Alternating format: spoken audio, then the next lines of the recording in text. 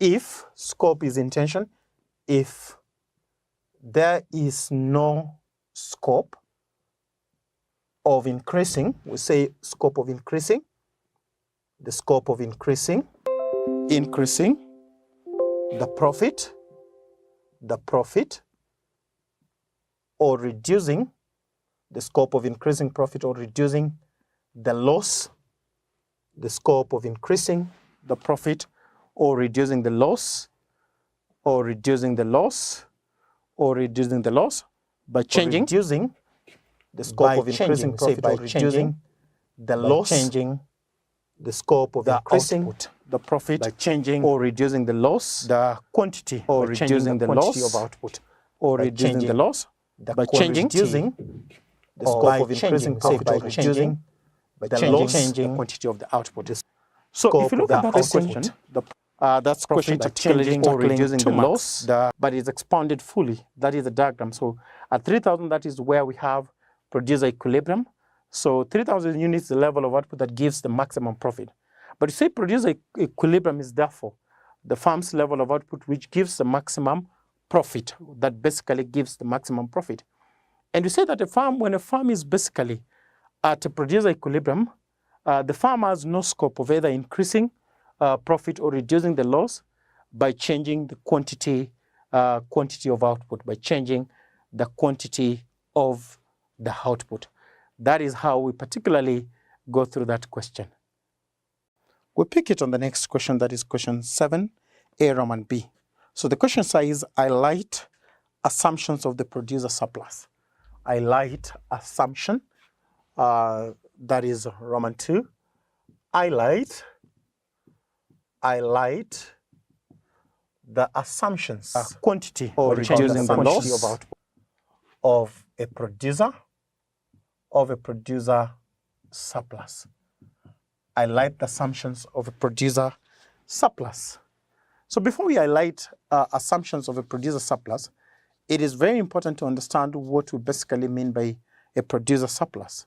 When you talk about a producer surplus, we basically say that there is a difference between the amount the producer is willing to supply good for and the amount that they actually receive when they make the trade, which in most cases we say is an additional benefit, because you realize that what they receive is more than the minimum that they're willing to supply the goods for. So that is actually a benefit. So if you're to draw, that is not of essence, but you can particularly have questions that will tell you to define a producer surplus and draw the diagram. But for this particular question, it has simply asked on highlight 5 assumptions of the producer surplus. When you look at those assumptions, one, we talk about producer is assumed to be rational. Basically, a consumer is aiming to maximize profit, and we know that we maximize profit where MR is equals to MC. So we say number 1, producer. One, we say producer is assumed to be rational, i.e. we say aim to maximize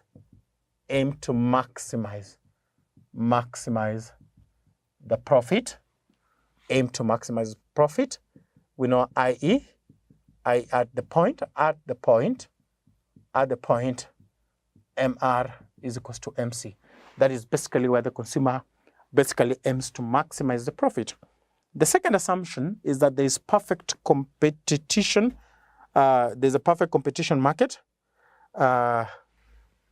Number 2, we say there is a perfect competitive. There is a perfect competitive. We call it a perfect competitive.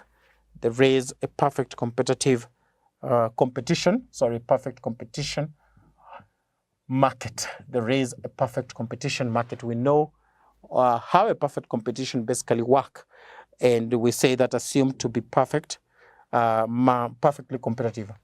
Assumed to be perfectly, we say perfectly competitive. Consumer is basically assumed to be perfectly competitive. Then you say that there is free entry and exit. There is a next assumption there is what we call free entry and exit, i.e. there is free entry and exit, i.e. that is to say producer can freely enter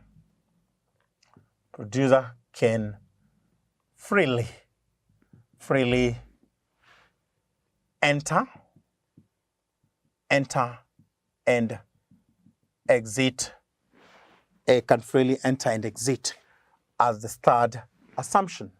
The fourth assumption, basically, we say there is no externalities. There is no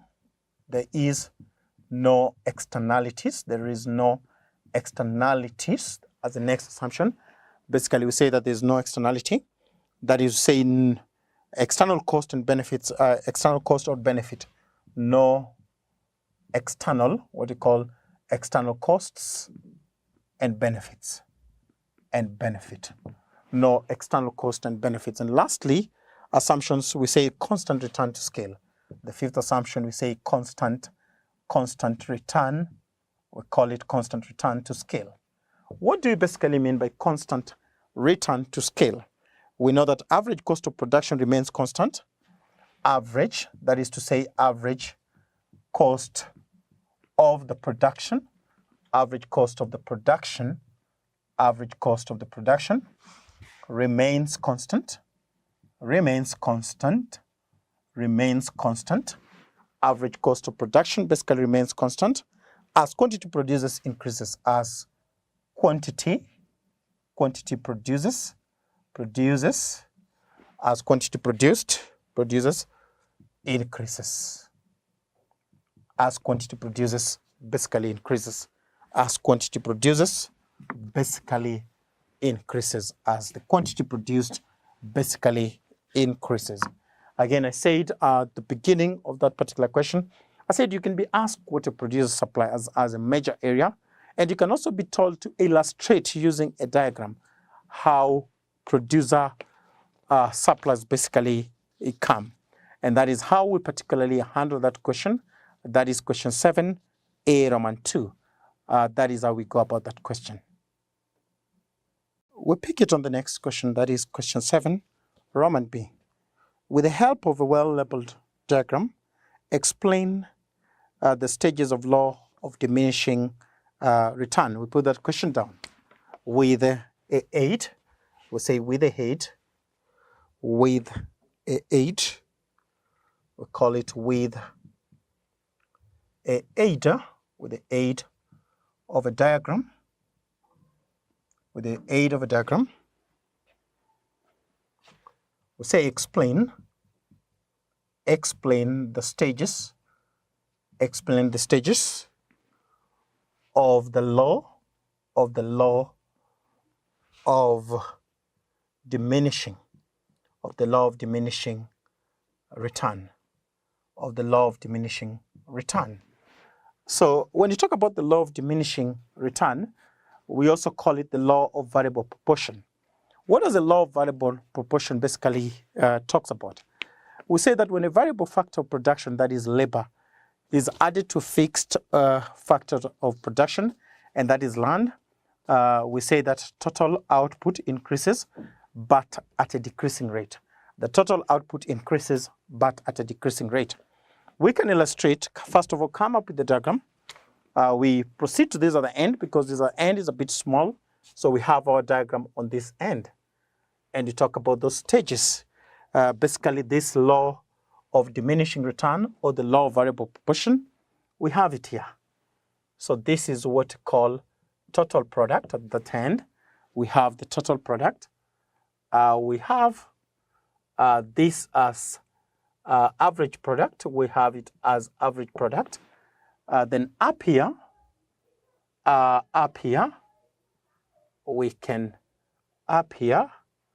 we have what we call the marginal product. So on this other end, we have total product, marginal product, and average product. And down there, we have quantity. We have the quantity. We illustrate on that point. At that point, we illustrate. So we have what we call stage 1 on this day. Stage 1, we have stage 2, and finally we have stage 3 on this other end. We have stage 1, this is stage 2, and this is stage 3. So basically, when you talk about the law of variable proportion, the diagram is this, and the diagram is basically divided into 3. So we have the first stage, we call it increasing, what you call increasing returns. Increasing returns. So on basically increasing return, we're saying that when a variable factor is added, and the variable factor is labor, is added to a fixed factor of production, which is land, total product increase but at a decreasing rate. So what essentially happens in this part is that when that happens, when you talk about TP, we talk about MR, and you talk about AR, are all increasing, are all increasing. All of them are increasing. All of them are basically increasing. That is at increasing return, which is stage 1. Stage 1. Stage 1, as it is. That is stage 1. That is what happens in the stage 1. That TP, MR, and AR are all increasing when a variable factor is added to a fixed factor of production, which is land. We have the TP, we have the MR, and AR all increasing. Stage 2, we call it a constant return.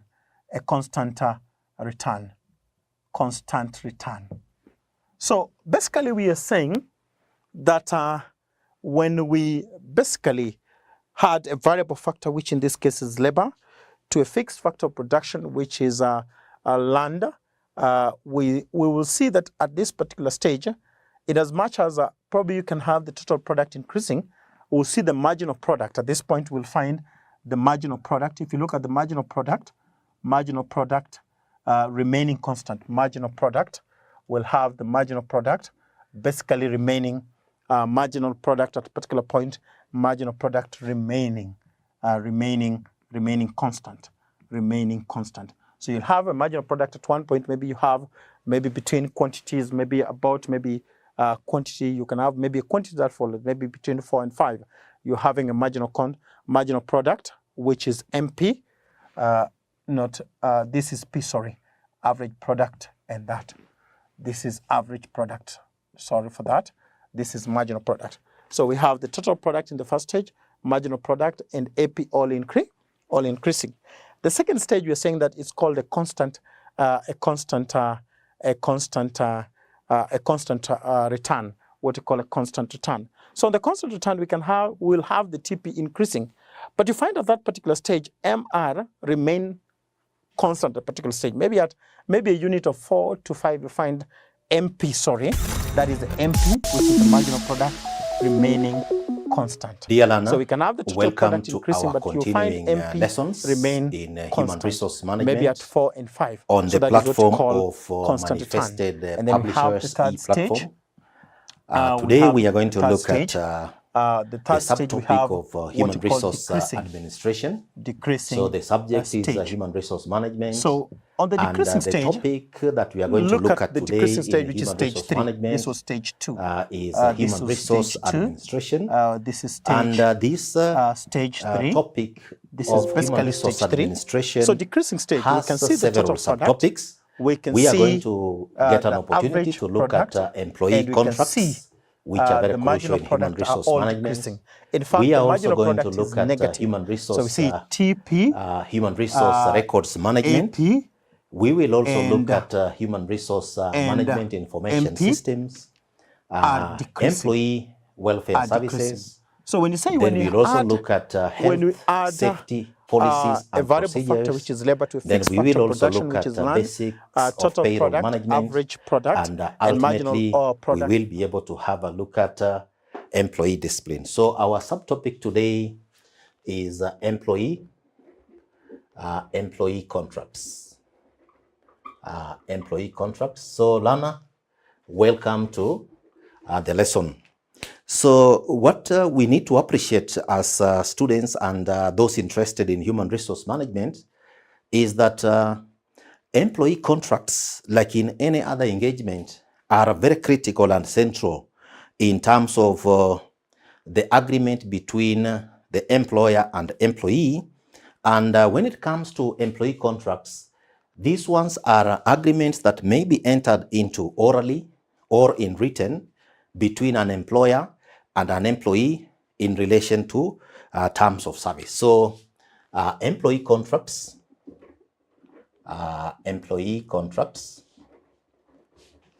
refer to agreements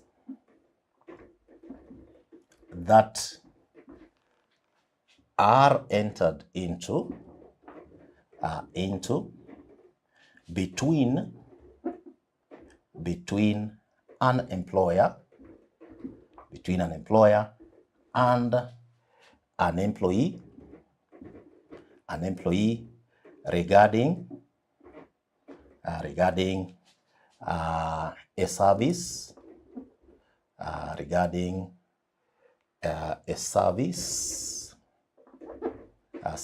of employment.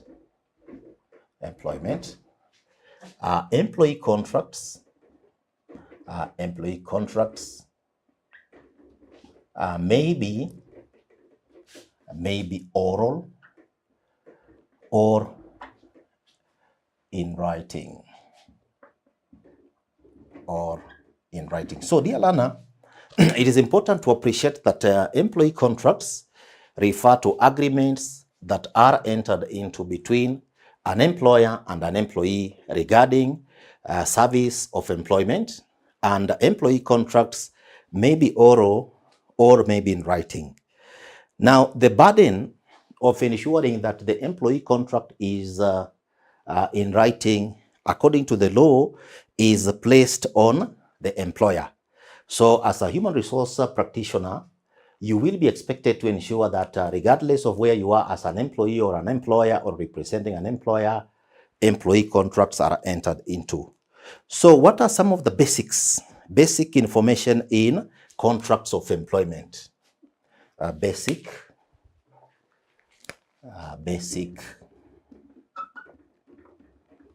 information in contracts of employment. Basic information in contracts of employment. So it is important, learner, that a contract of employment captures some basic information, and this basic information is what can be used to enforce a contract of employment in cases of a dispute between an employer and an employee. So the first thing that should be there: names of employer and employee. Names of the employer and employee. This is very important, so that this identifies that these employee contracts are entered into. So what are some of the basics and basic information in very contracts of employment that must be captured? Then there is the element of the job title, basic job title. So if, for example, the employee is being employed as an office administrator or as a company secretary, then that one should be indicated that this is the name of the employee, and the job title for which this employee is being employed is, for example, contracts of employment, is, for example, human resource manager, for that matter. It is important then duties that and responsibilities. A contract of employment, you may captures have location, some basic information of and this basic information then is what can be used to enforce duties, a contract of employment in cases of a dispute between an employer and an employee. So the first thing, duties that should be there of that given employee, names. Then you may have terms, employer and conditions, employee, names of employer and employee. This is very important. Then you may also have that these employee contracts are entered in the date. And so what are some of the basics and basic information that in very important? The contract that must, the date when the contract is signed, 7, the commencement date,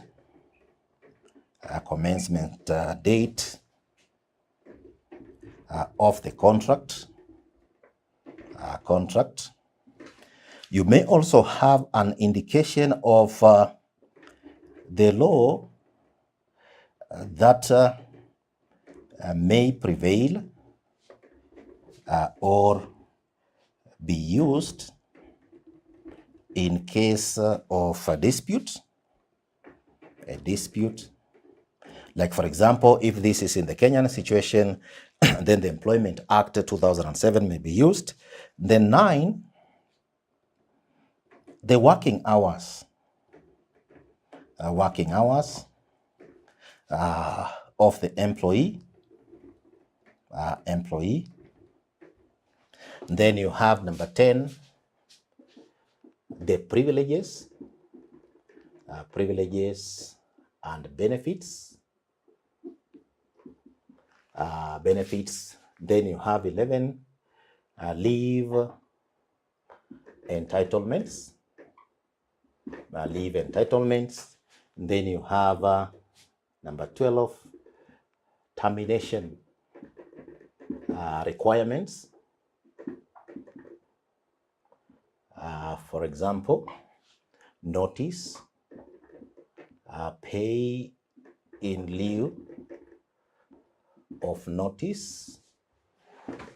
And then number 13, union representation.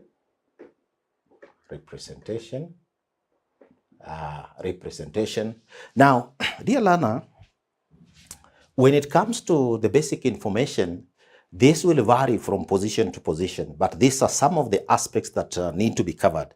And when you talk about the name of the employer and the employee, we have discussed that. The title, we have said, for example, the employee could be a company secretary, or human resource manager. So that has to be indicated. Then the location of work, maybe this particular person, the work, maybe the person is based in Nakuru or Nairobi. So that has to be indicated. Then duties and responsibilities that this particular individual may be doing. Then here, there will be specifics. For example, if it's the company secretary in charge of the company secretarial duties in that particular organization, if it is a human resource manager, then it could be, for example, recruitment, training, reward management. Then when it comes to terms and conditions, now the terms and conditions will indicate, for example, is this particular individual entitled to, let's say, a car, or maybe a house, or reimbursement, or to authorize certain things and so on. Then the date when the contract is signed, that is very critical.